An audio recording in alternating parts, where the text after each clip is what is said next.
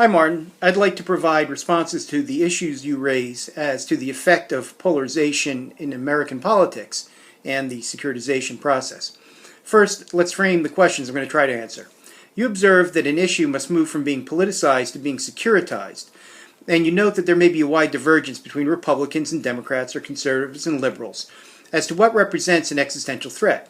So I'll discuss whether there needs to be agreement and whether an observable interval has to occur between a triggering event and when an actor makes a speech act.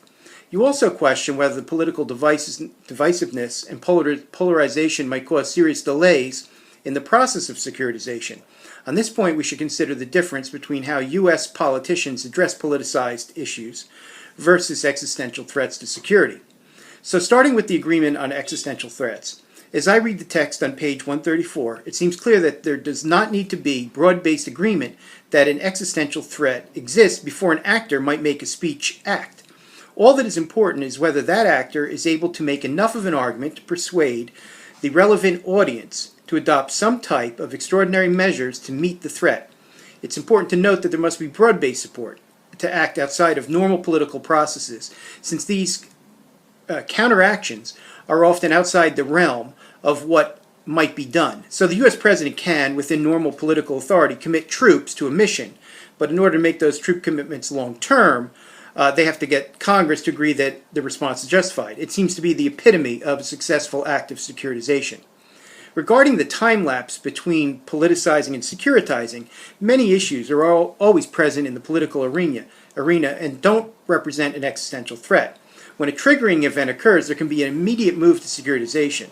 For example, the U.S. is always concerned about terrorism for decades, and the issue is always discussed. But when a triggering event occurs, securitization occurs immediately. For example, when the attacks of 9/11 occurred, Bush committed troops to Afghanistan and Iraq, and there wasn't much political discourse. He and his surrogates convinced Congress to authorize extraordinary measures quickly. We had the USA Patriot Act, the invasions of Iraq and Afghanistan, extraordinary rendition, all came into being. This provides a segue into the final point, how U.S. politicians address politicized issues versus securitized issues. The example I just gave talks about threats in time of relative peace. Congress would never allow sweeping violation of citizens' rights, which we saw under the USA Patriot Act. They wouldn't invade a country.